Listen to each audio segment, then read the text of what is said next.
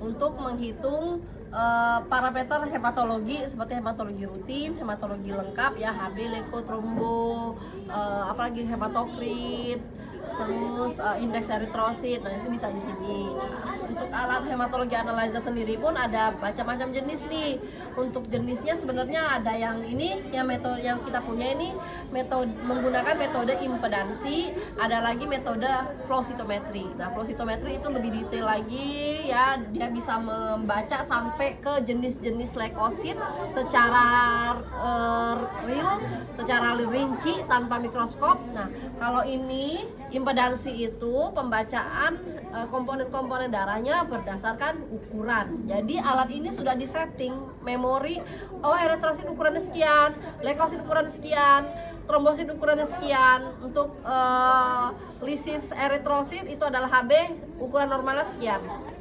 Nah, itulah metode impedansi. Bedanya kalau flow cytometry dia ada lasernya, kalau ini dia ada cahayanya juga, tapi dia mengenali hanya berdasarkan ukuran tanpa lihat isi dalamnya, mengenal isi dalamnya gitu. Nah, untuk alat impedansi pun ada dua jenis lagi. Ada yang bisa mengenali 3 jenis leukosit, ada yang 5 jenis leukosit. Makanya dikenal 5 div atau 3 div alatnya. Nah, ini alat kita punyanya 3 div ya. Jadi untuk jenis leukosit dia hanya bisa melihat limfosit granula sama yang tidak granula doang. Nah, makanya untuk jenis leukosit div count kita tidak menggunakan alat ini ya. Jadi kalian harus membacanya menggunakan mikroskop, karena memang gold standarnya masih adalah mikroskopis. Nah, untuk tampilan alat ini seperti ini, di layar terlihat ada kurva ya, seperti ada kurvanya, terus ada angka-angkanya. Nah, ini adalah menu-menu yang bisa di alat ini baca ya. Ini kan alat ini mereknya Mindray tipe berapa nih, BC 2800. Nah, Mindray pun jenisnya macam-macam ya, dengan keunggulan dan harga masing-masing. Kita nggak jualan alat di sini. Nah, tapi di sini ada leukosit ya, yang untuk hematologi rutin dan lengkap. Yang penting itu kan yang harus kita perhatikan, di sini ada leukositnya, kemudian di sini ada HGB, hemoglobinnya, ada eritrositnya, hematokritnya, kemudian indeks eritrosit nih, MCV, MCH, MCHC, kemudian ada trombositnya, dan ini adalah rata-rata trombosit dari seluruh volume darah. Kemudian ini ada kurva. Nah, kurva ini untuk mengkonfirmasi apakah ukuran komponen darah kalian itu leukotromboeri itu sesuai dengan angka. Nah, jadi ini nanti akan dibahas lebih detail di pelajaran hematologi. Misal ini trombositnya rendah, trombositnya 50.000 gitu. Tapi kok di sini kurvanya, ya di kurva ini mengkonfirmasi ukuran ya kurva ini. Tapi kok kurvanya mengarah ke kanan. Nah, kalau semakin ke kanan ukuran sel itu semakin besar.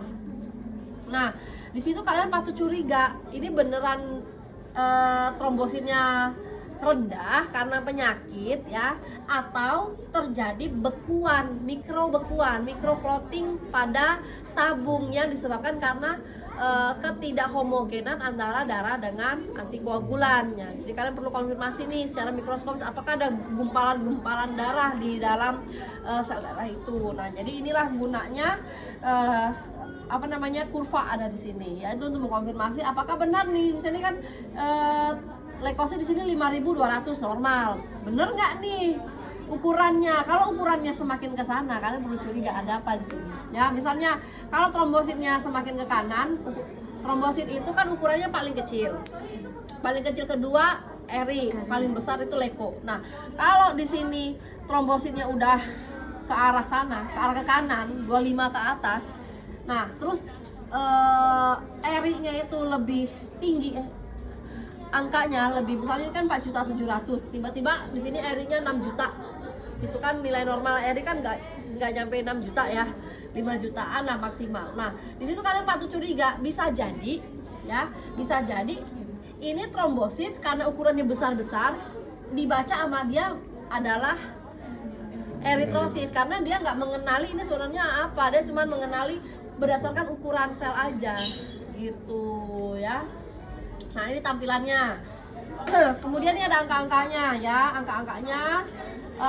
saya kenalin dari menu ya. Menu ini kalau kalian mau menghitung, ini ada menu count, kemudian review itu adalah menu untuk melihat riwayat hasil, histori hasil yang sebelumnya, ada menu quality control untuk kalau kalian ngerjain quality control ya, jadi semua alat elektronik itu ada kontrolnya. Kontrol ada 3 level, ada high, ada low, ada normal. Nah, di sini untuk melihat hasil kontrol, ini untuk settingan, ini untuk maintenance, ini untuk kalibrasi, ini untuk matiin ya. Jadi ada 1 2 3 4 5 6 7, ada 7 menu. Tuh. Nah, kemudian di sini F1 untuk next sample. Jadi misalnya kalian mau ngerjain sampel baru, kan di kalau di rumah sakit ada ID pasien, ada ini adalah identitas pasien ya. Kalian bisa isi. Kemudian ini F2 itu bisa untuk unclog ya, misalnya untuk apa ya, kalau misalnya di dalam selang-selang ataupun di dalam selang di alat ini tuh ada bekuan, mini bekuan ataupun mikro bekuan, itu bisa di unclog menggunakan alat. Jadi nanti dia akan ngebersihin hambatan-hambatan itu. Yang 3 adalah startup. Nah, kemudian alat ini peg up, peg down. Jadi misalnya kalau mau naik turun sama lah kayak ini juga bisa. Ini diluan, menu diluan. Kemudian ini ada menu mode ya.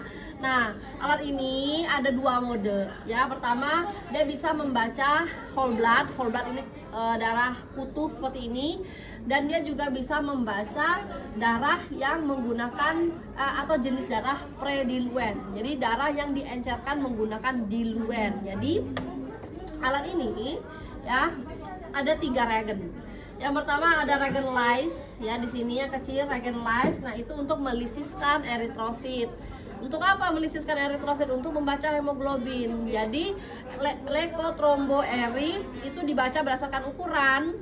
Untuk HB itu cara kerjanya sama seperti spektrofotometri. Kalian udah belajar spektrofotometri kan, berdasarkan ukuran, berdasarkan biasan cahaya ya Pak.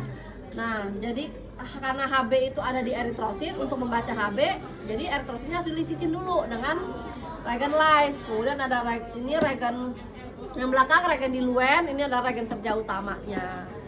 Itu. Nah, jadi dia bisa baca. Misalnya kalau kalian kerja itu kalian nggak dapat sampel di vena, jadi kalian ambilnya di kapiler, itu kalian encerin dengan menggunakan diluent. Nah, jangan lupa diganti menunya dengan menu prediluent seperti ini ya.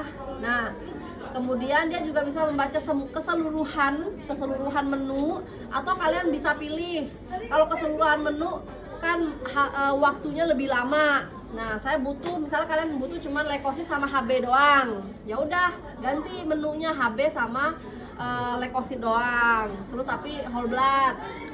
Kemudian ada yang pasti diluentnya. Nah, atau saya maunya eri sama trombo aja, ya udah pilih RDC strip PLT. Ini whole blood, yang ini diluentnya atau semuanya. Jadi ada berapa cara, ada berapa jenis yang modenya? 2 apa aja? Oke, nah ada berapa macam pilihan yang bisa kalian pilih untuk modenya? Ada 3 ya, ada all itu semua, kemudian ada leko dan HB, eri dan trombo ya. Nah, oke, sampai sini ada yang mau ditanyain dulu nggak? Cukup? Ya, kalau enggak, ini ada yang mau coba? Nah, ini kalau misalnya kalian mau ngerjain, kalian langsung masukin aja sampelnya ke dalam. Ini ada namanya aspirator. Nah, ini untuk penghisap. Kemudian masukin ke dalam jarum ini, lalu pencet tombol ini. Nah, ada yang mau coba nggak? Cuma gitu doang, gampang kok. Ayo. Ada yang mau coba? Ya, ayo. Ya, ayo, silakan. Nah, sebelumnya misalnya kalian mau isi data pasien ya.